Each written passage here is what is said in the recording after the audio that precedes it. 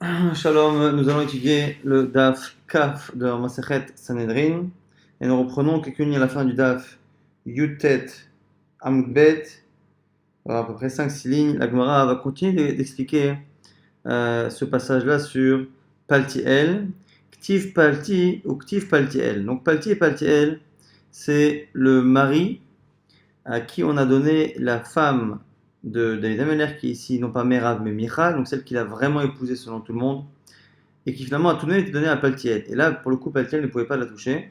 Une fois on l'appelle Palti, une fois on l'appelle Paltiel, donc on rajoute le nom de Dieu. Amar Rabbi Yochanan, Rabbi Yochanan, Paltishmo, son nom réel était Palti. Velama Nikra Shemo Paltiel. Et pourquoi on l'a appelé par ailleurs Paltiel avec le nom de Dieu Chez Palato El Minavera. Pour nous dire que Dieu l'a sauvé, Pileto El Minavera l'a sauvé de la faute. Mais Asa, qu'a-t-il fait Il a mis un couteau, il a planté un couteau dans le lit entre lui et elle.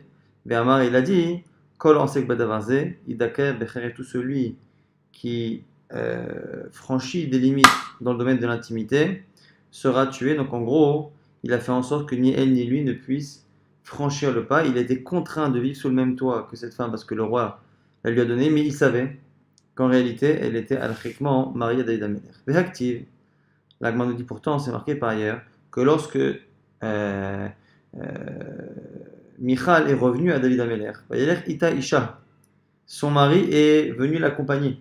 Et là-bas, la Torah l'appelle son mari. Donc on a l'impression que c'est vraiment son mari. L'Agma nous dit c'est pour nous apprendre que même si physiquement il n'a pas évidemment vécu avec elle, elle était finalement comme sa femme et il était comme son mari. Active. Alors, Uvacho, l'Agma nous dit pourtant c'est marqué qu'il l'accompagnait en allant et en pleurant. On a l'impression vraiment qu'il s'est séparé de sa vraie femme et non pas simplement d'une femme avec qui il a dû vivre en colocation. À la mitzvah des Azilmine, la Gemara, si c'est vraiment une dracha, nous dit qu'il pleurait non pas la perte de cette femme, mais qu'il pleurait la perte de la mitzvah qu'il avait jusqu'à présent, une mitzvah constante de justement s'écarter de la tentation de fauter avec cette femme. Ad Bachurim, Shenasu Shneem, c'est marqué qu'il accompagne jusqu'à Bachurim, même si au niveau du Pshat, Bachurim est le nom d'un endroit. Bachurim, c'est les jeunes filles, jeunes hommes. On dit Shenasu Shneem, Bachurim. Shilotamut Ambia, car ils étaient tous les deux comme deux célibataires qui n'ont jamais goûté à une relation. Donc c'est pour nous dire le mérite de Paltiel. Et la Gemara ici va justement comparer les comportements de trois personnes, trois personnages importants qui ont dû justement contenir leur pulsion vis-à-vis des femmes. Yosef Hatzadik par rapport à la femme de Potiphar qui l'a harcelé. Boaz qui a fini par épouser Ruth, mais qui Ruth au départ est venue le rejoindre directement au pied de son lit, au pied de sa couche. Et donc là aussi, il aurait pu avoir une relation avec elle, en sachant qu'ici, elle était célibataire, donc il n'y avait pas réellement de faute, au sens strict du terme dans la Torah. Et le dernier cas, celui de Paltiel, celui donc cet homme-là, Palti, qui a finalement récupéré une femme qui était déjà mariée, avec qui il a dû vivre pour faire plaisir, entre guillemets, au roi. Tokfo chez Yosef, on nous dit ici que la force de Yosef, la fierté de Yosef, on va dire ici, c'est la petitesse, entre guillemets, c'est petit par rapport à ce qu'a fait Boaz.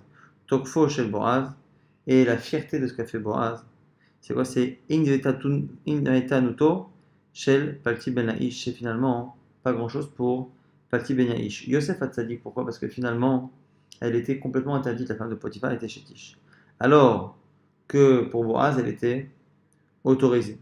Et dans le cas de Paltiel, c'est parce qu'il a vécu sous le même toit pendant très longtemps et que, effectivement, la tentation était grande. L'Agma nous dit Tokfo Shel Yosef. Anfatuno shel Boaz, dirtiv vahi bechasalayla vechirad ish vailafet. On nous dit pourquoi Boaz est plus fort que ce qu'a fait Yosef, parce que la marqué c'est en plein milieu de la nuit. Vechirad ish vailafet. Là-bas on nous dit que l'homme finalement a eu très peur.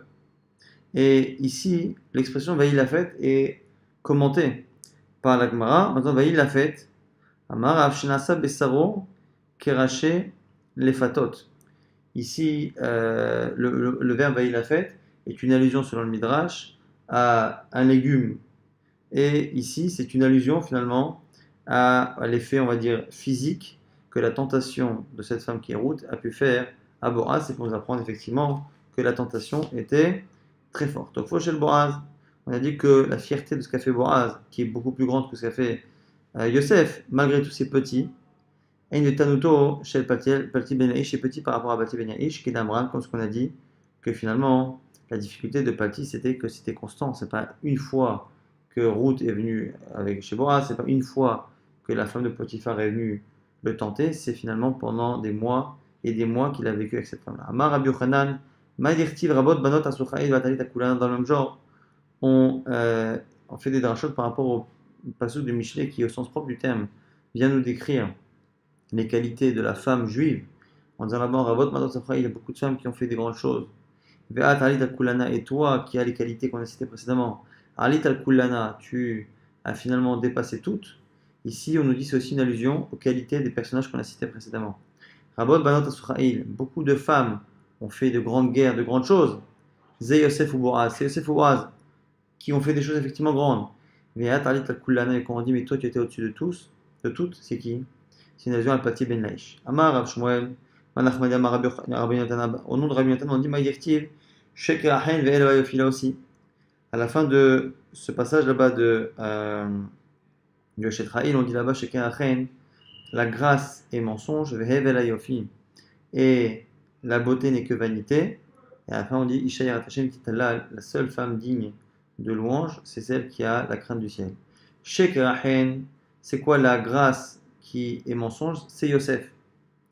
Evel fils de Boaz, Yarat Hashem Titalal, Zepalti Ben Aish, pour dire que finalement, la grandeur du comportement de Yosef et de Boaz sont finalement vaines et mensonges à côté de la grandeur de l'acte de Palti, qui est vraiment un acte de Yarat Hashem, de crainte du ciel.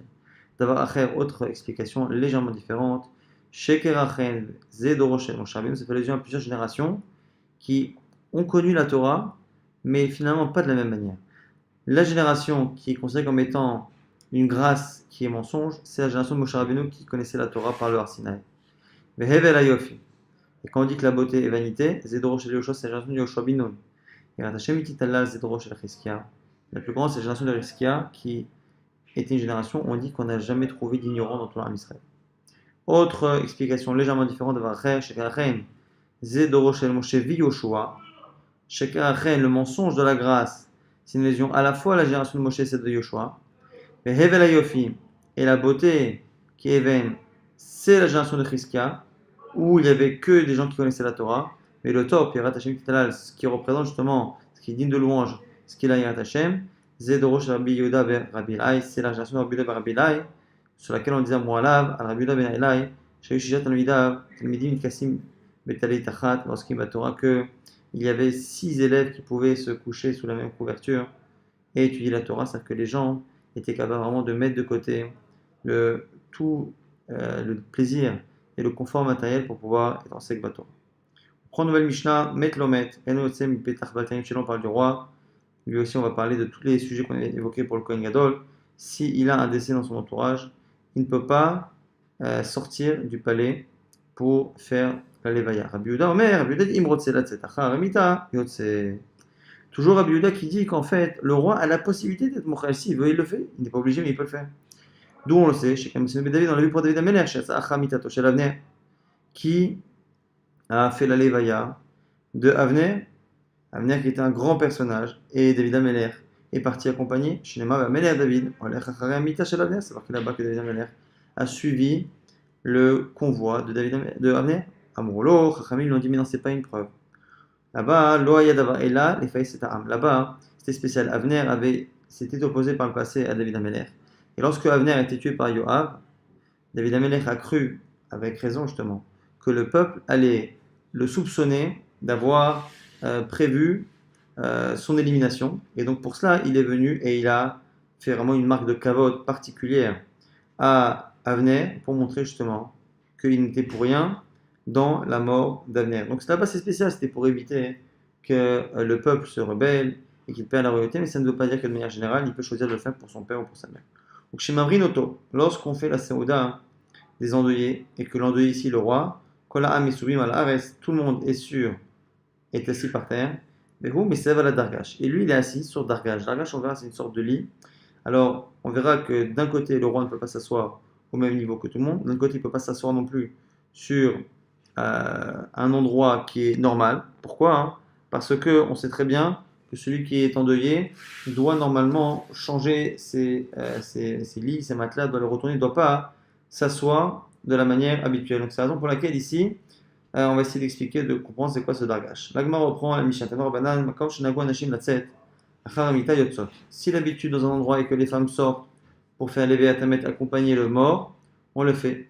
Alors, on nous dit ça dépend.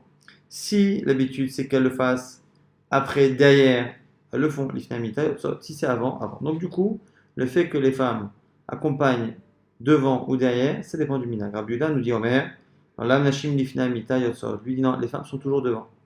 Quand on voit pour David Amelech, chez l'Avner, qui a accompagné la dépouille de Avner, chez moi c'est Amelech David, Holer Acharei Hamita. Et on dit là-bas que David Amelech était derrière le corps. S'il a suivi le convoi, c'est-à-dire que devant, il ne pouvait pas y être. Pourquoi il ne pouvait pas y être? Parce qu'il y avait les femmes, parce qu'il ne pouvait pas être avec les femmes. Amrolo, les Chachamim lui répondent à ce moment-là, Loyadava, et là les faits c'est pas du tout, là-bas il a fait ça. Parce qu'ils voulaient, encore une fois, calmer le peuple. Venit Païsou, ils ont été calmés. Chez David Yotzem, Bet Anashim, Venichnas le Bet Anashim, car il est parti justement voir les hommes, voir les femmes, et leur expliquer que finalement lui aussi était triste de la mort d'Avner. Donc l'emplacement qui est cité ne veut rien dire par rapport à l'emplacement des femmes. Yatsem Ben Anashim, Venichnas le Bet Anashim, et il passait des hommes aux femmes, des femmes aux hommes. Shnima Viadero Kolaam Bechol Israël, Bayomaou Kilo Aïta Meamelech, Lamit, et Avner.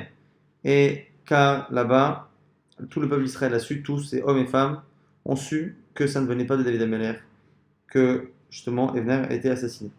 Darash Rava, dans le même jour, on est d'Oresh, on est Rava, Mayirti Vayavo Kolaam le Havrot et David. Quand là-bas c'est marqué que tout le peuple est venu faire la Saouda des endeuillés avec David Amelech, c'est marqué là-bas, on lit les Havrot, Ukti, mais pourtant au niveau de l'écriture c'est marqué les Hachrot.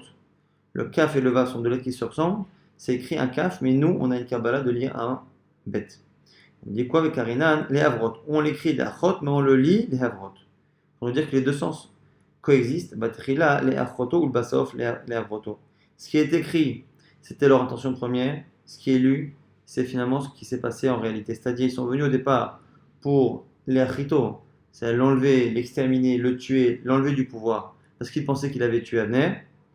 Et lorsqu'ils ont vu finalement qu'il n'y était pour rien, au contraire, ils sont venus le consoler et faire la Seuda d'Avra avec eux. Pourquoi Abner a été puni? Puisqu'on voit qu'il a été tué de manière assez spéciale, il a été tué, assassiné par Yoav. Nous dit ici Rav, parce qu'il aurait dû normalement empêcher Shaoul de fauter, et il n'a pas fait. C'est lorsque Shaoul a voulu punir ceux qu'il pensait avoir aidé David Amelech dans sa fuite, et donc à ce moment-là, il a tué les 80 Kohanim de la ville de Nov. Et on dit, ici nous dira que Avner, qui faisait partie des proches de Shaoul, aurait dû l'en empêcher. Rabbi Yitzchak n'est pas d'accord. Et Amar, Micha Belonana, lui dit non, Avner a tenté, s'est opposé, mais n'a pas été écouté par le roi. Agman nous dit, et les deux avis contradictoires se basent sur un même verset qu'ils comprennent de manière diamétralement opposée. Les deux se basent sur le même verset. C'est marqué là-bas avec Melech David et Avner, que David Amelech justement a fait l'oraison funèbre de Avner, et il a dit, et c'est la phrase que David Amelech a dit à propos d'Avner lors de l'enterrement, qui justement est soumis à deux compréhensions différentes. Hakemot Naval Yamut Avner, est-ce que Avner est mort comme quelqu'un de normal? Yatra lo asurot, tes mains ne sont pas attachées, Veriglecha lo linchushtaim au gashu, et tes pieds non plus n'ont pas été accrochés dans les ustensiles en cuivre dans lesquels on attachait justement les pieds, auxquels on attachait les pieds des prisonniers. Alors ici on a deux manières de comprendre.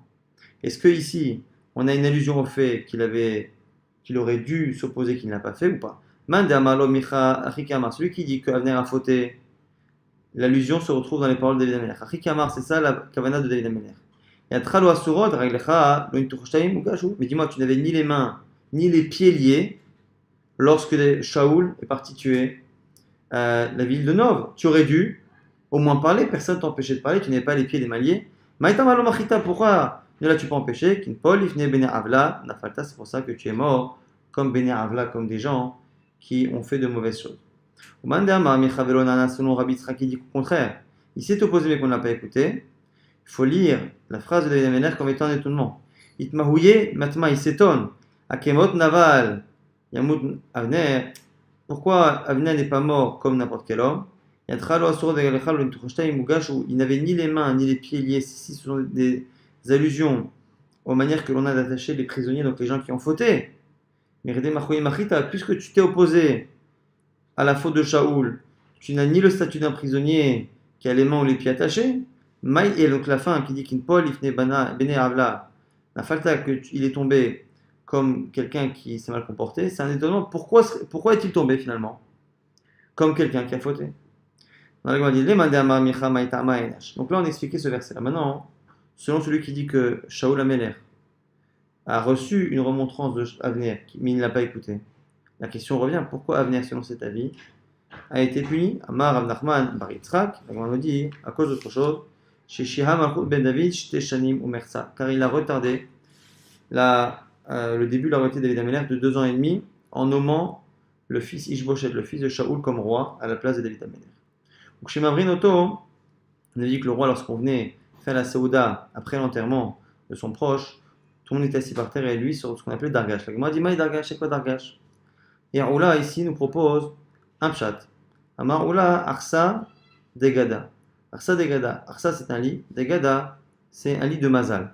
Alors ici c'est un lit qu'il y avait dans les maisons, qui était un lit décoratif et qui était simplement censé justement apporter un bon siman, un bon Mazal, quelque chose de bien. C'était un lit qui n'était pas utilisé tous les jours. Et la Gemara ici va rapporter plusieurs couchottes là-dessus. Amroulé Rabbanan Yaroula. Rabbanan on dit Yaroula. Mika Migi de Adaïna Lo Odvine. Est-ce que c'est possible que jusqu'à présent, celui-là, on ne s'est jamais assis dessus, et maintenant qu'il est en deuil, il s'assoit dessus? La Gemara dit, mais attends, mais cette coucha n'en est pas une. Et alors, Matkif la Rava lui dit, attends, Maïkoucha, c'est pas une coucha ta question. Dil Mamide Daba Achila Ushia, c'est comme la nourriture et la boisson. Adaïna Lo Achina Velo Ashkine. En général, le roi jusqu'à présent ne mangeait pas ce que des personnes lui préparaient. Et maintenant, il change d'alimentation parce qu'il est en deuil. Pareil pour le lit, le fait qu'il y ait un changement n'est pas un problème. La question était différente. Et là, il cachait à Kacha. Dargash et l'autre, ça les photos. Pourquoi? Si on dit que Dargash ici, c'est le lit du Mazal, ça pose un problème par rapport à une autre halakha. Dans le Canada, c'est marqué que Dargash, qui donc selon Oula serait ce lit symbolique, on dit là-bas que l'endeuillé, et notre salif photo, un Dargash, l'endeuillé n'a pas besoin de le retourner. Un endeuillé doit retourner les lits de sa maison.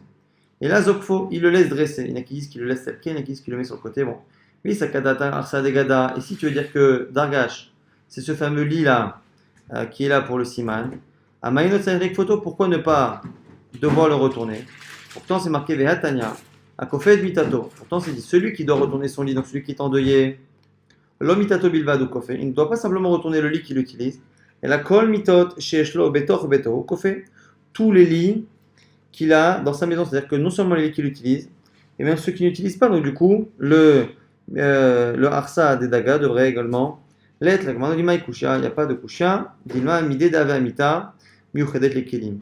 Il y a des lits qu'on utilise peu, d'autres beaucoup, mais ce lit-là, c'est comme les lits qui sont Miuchedim les Kelim. Un lit qui n'est utilisé que pour poser des choses dessus. Les Katani, Imaïta, Miuchedet Kelim, les Kafoto, là-bas par rapport à la chôte de deuil, qui aujourd'hui sont plus pratiquées pour d'autres raisons. C'est à la chôte de deuil, là, quoi qu'il arrive, ne concerne pas les lits qui servent encore une fois de support ou de plan de travail.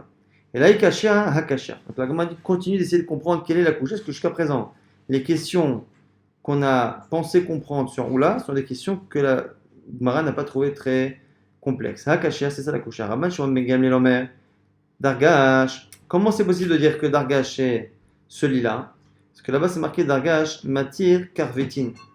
Rajbak dit que là-bas, le Dargash, ça ne suffit pas de dire comme ce qu'on a dit tout à l'heure, qu'il fallait zoké photo. Non, non, il faut détacher, enlever les anneaux qu'il y a à l'intérieur et détacher et mettre tout au sol, et dormir au sol. Mais il kadata, arsa degada, karvetin mintle. On m'a dit si c'est un lit qui n'est là que pour le siman, il n'a pas normalement de karvetin, il n'a pas ces morceaux-là, puisqu'il n'est là que pour faire la décoration, ou enfin en tout cas pour le siman. Et là, qui a Taravin. La Gemara du coup nous dit, à cause de cette question-là, effectivement, on va changer de pshat dargash autre chose. Amar, li haou merabanan, un chacham un jour m'a dit, c'est Rav Tachlifa chez c'est Rav Tachlifa, son nom, Ravadeshria Beshuka des Gildae, il était tout le temps dans le chouk des Gildae, des gens là-bas qui s'occupaient des pots. Il a parlé, Maï Dargash, il nous a dit, c'est quoi Dargash? Arsa Detsala. C'est un lit dont le support en dessous, le sommier, est fait avec de la peau. Et c'est ça le pshat de Dargash. Amar Rabbi Yirmiyah, Amar Rabbi Yochanan. Maintenant, par rapport encore une fois à Dargash, on nous dit ici au nom de Rabbi Yochanan, Dargash, Sirogo Mitocho, Mita Siruga Me'al-Gaba. On fait une distinction entre ici Dargash et Mita Ali.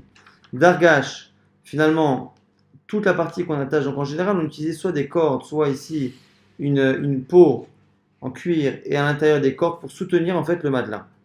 Donc c'est le sommier.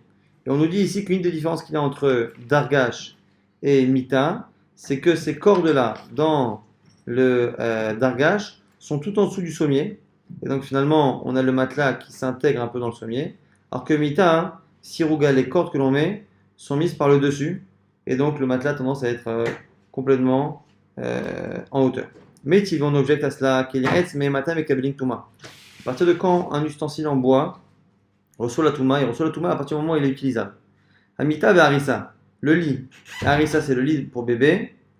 Miché Choufem, à partir du moment où on met la peau, ici c'est une peau, Be'or Adag, avec une peau ici de poisson. Ve'im Mita Misurege et Me'al Gaba Lamali, Shifat Ordal Gamani Matan. Pourtant on a dit Mita. Et Mita, normalement, si on met au-dessus les attaches, le sommier, normalement il n'y a pas besoin de mettre cette peau de poisson qui est censée être décorative. La Gemara nous dit Elaha veha mitocho. On corrige, on dit finalement dans les deux cas c'est à l'intérieur. Mita aoule va pouke visionné.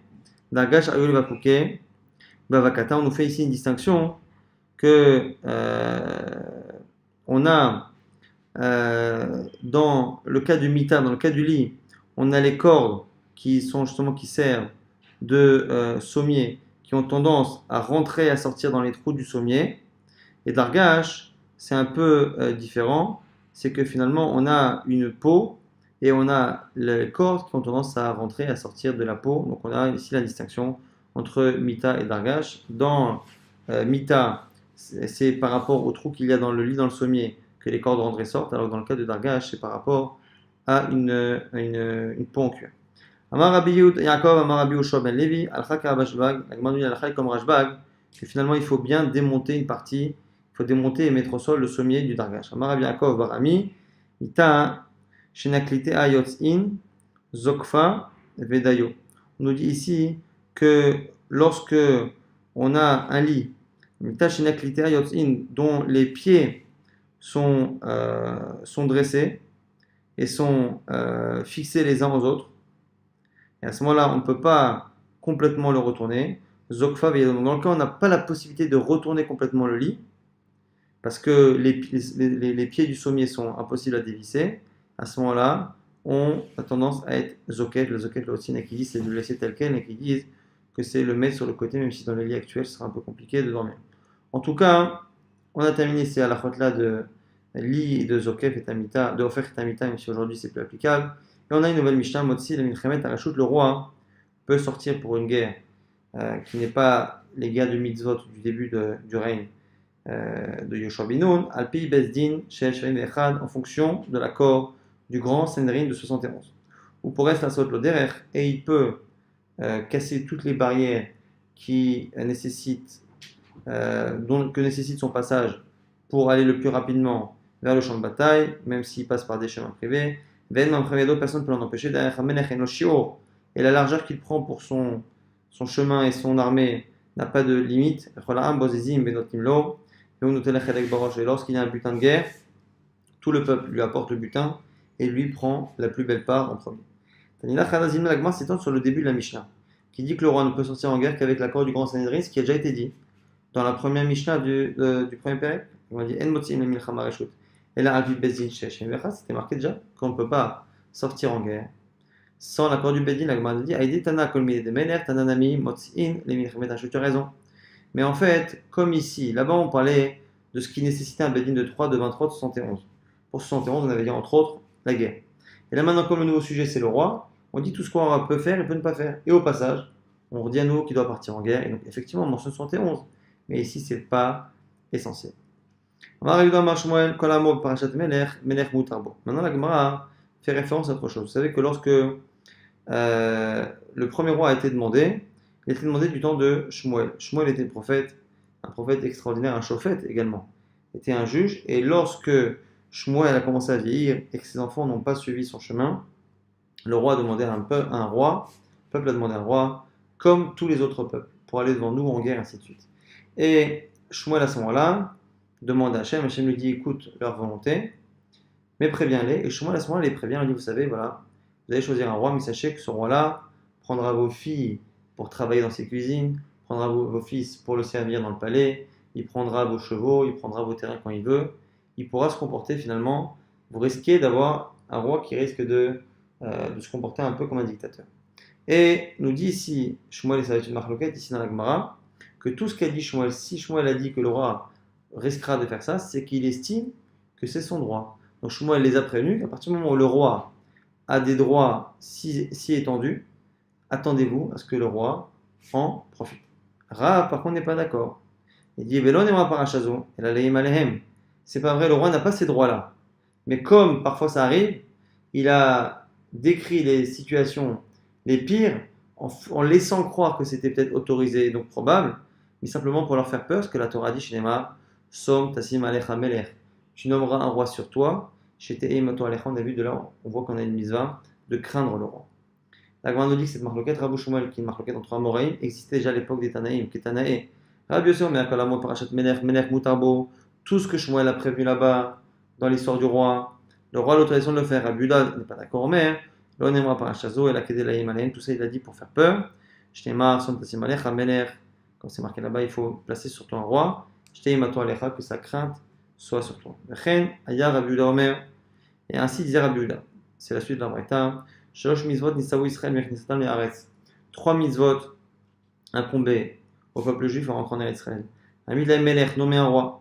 L'achit zaro shel Amalek, détruire la descendance d'Amalek. Puis note la mbet abechira et construire l'endroit choisi pour la présence divine, donc le Beit Hamikdash. Rabbi Norai Omer, l'onimra parachazo la keneged ta'amutan, d'ici Rabbi Norai, que toute cette paracha-là, qui est marquée ici dans la Torah, où le Torah nous a dit justement de nommer un roi, selon Rabbi Yudah, ce qu'on vient de citer à l'instant, c'est une mitzvah de nommer un roi.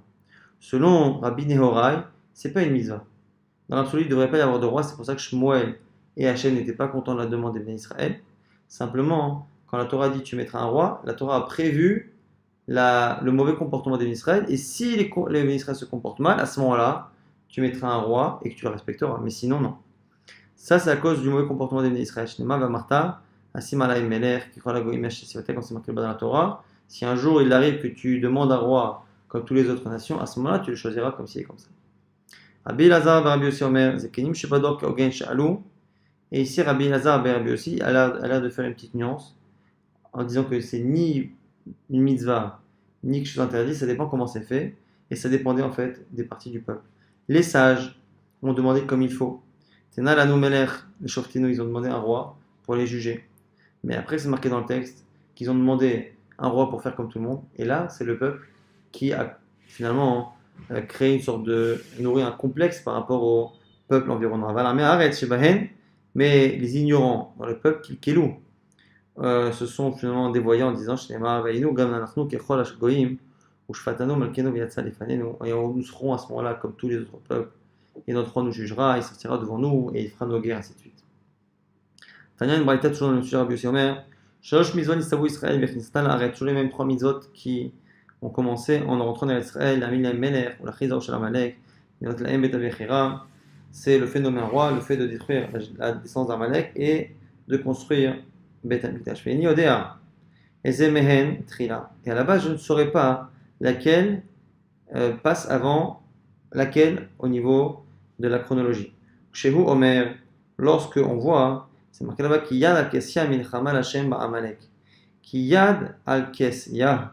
C'est un verset assez compliqué ici à traduire. Ki yad, car la main al-kes sur le trône divin, milchama l'Hashem, c'est une guerre pour Dieu, ba'amalek, contre Amalek. Et là-bas, on dit que c'est une allusion à Omer, Amila Emmeler Techila. On voit que d'abord, il faut nommer un roi. Pourquoi donc nommer un roi? Parce que c'est marqué là-bas d'abord Kes. Kes, c'est une chaise et c'est réellement un trône. C'est réellement un trône. Pourquoi? Parce que Ve'en qui c'est, et la Meler, la chaise dont on parle ici, c'est toujours le trône du roi. Pour Hashnema, comme c'est marqué là-bas dans Divrei Yamim, et chef Shlomo al Kisei Hashem, que Shlomo Amelech s'est installé sur la chaise de Dieu. Donc ici, c'est le trône. Pour nous dire ici, Yan al Kessia, d'abord tu mets quelqu'un sur le trône, le roi, et après, Milchama Hashem bar Amalek, tu feras la guerre pour Dieu contre Amalek. Et j'aurais pu ne pas savoir où se place la construction du Beth Amikdash là-dedans. La Chiz Arosh Amalek par rapport au fait de tuer Amalek, Techila, Omer, Venyach Lachem et Kolovechem Isaviv. C'est marqué là-bas hein, dans la Torah, Venyach Lachem et Kolovechem. C'est marqué, et Hachem vous laissera tranquille de tous vos ennemis. Et juste après, c'est marqué, et voici l'endroit qu'Hachem aura choisi. De là, on voit que d'abord, on doit faire toutes les guerres obligatoires, être tranquille, être en paix pour faire le Beth Amikdash. Et voilà, on voit qu'on doit d'abord tuer Amalek. Techila, Chen David Omer, pareil pour David Amelech, c'est marqué Vahik Yashav Amelech, Beveto, Hashem Inyachlo, mais Oiva Misavi, lorsque David Amelech s'est installé dans son palais et que Hashem l'a laissé tranquille de par ses ennemis, c'est marqué juste après Uktiv Yomer Amelech et Nathan Anavi.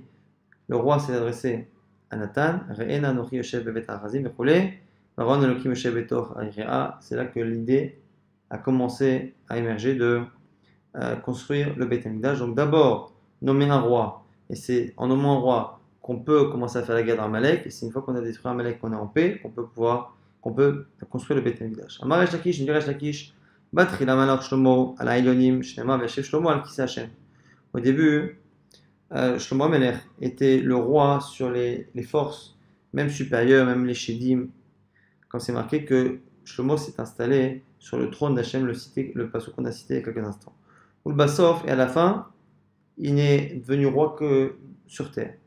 Le Malach el Tatonim, Shinema, comme c'est marqué, qui ourodé, Mechola Ever Anaa, Metisar Val Aza, qu'il a finalement réussi à dominer tout le fleuve, tout le côté du fleuve, depuis Tifsar à Aza. Et là, on a une marque de Rabbi Shmuel.